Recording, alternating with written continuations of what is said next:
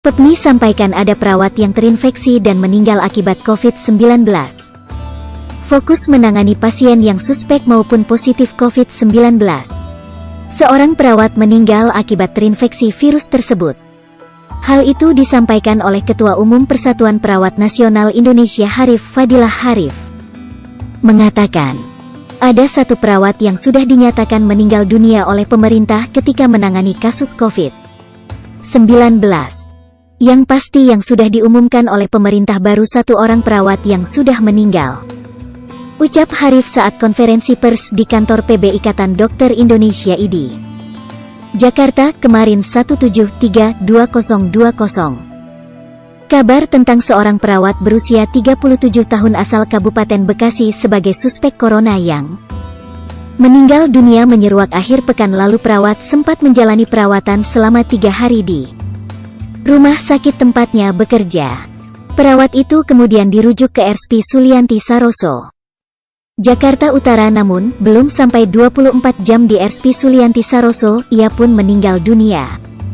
Selain perawat asal Bekasi yang telah meninggal, ada juga 2 perawat di Bali dan 1 perawat di Jakarta yang suspek corona. Meski begitu, Harif belum mengetahui secara pasti jumlah perawat yang suspek corona.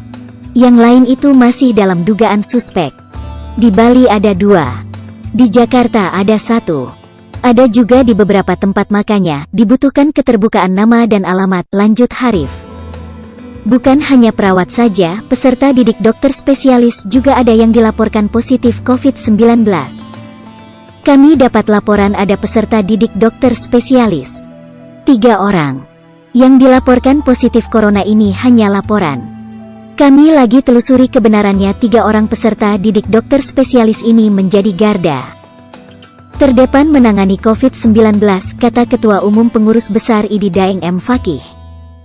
Untuk mempermudah penelusuran, IDI pun meminta pemerintah menerapkan keterbukaan terhadap data pasien seperti nama, jenis kelamin, usia, dan daerah tinggal. Menurut Daeng, dalam situasi COVID-19 yang sudah menjadi darurat bencana, data pasien yang dibuka tidak melanggar hukum ini karena dibuka berdasarkan kepentingan umum demi keselamatan bersama.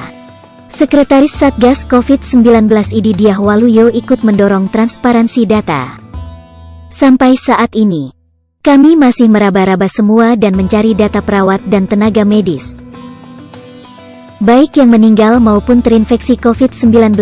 Dengan demikian, kami inginkan transparansi, termasuk sebenarnya berapa sih tenaga medis kami yang sudah tertular dan positif corona, ujarnya.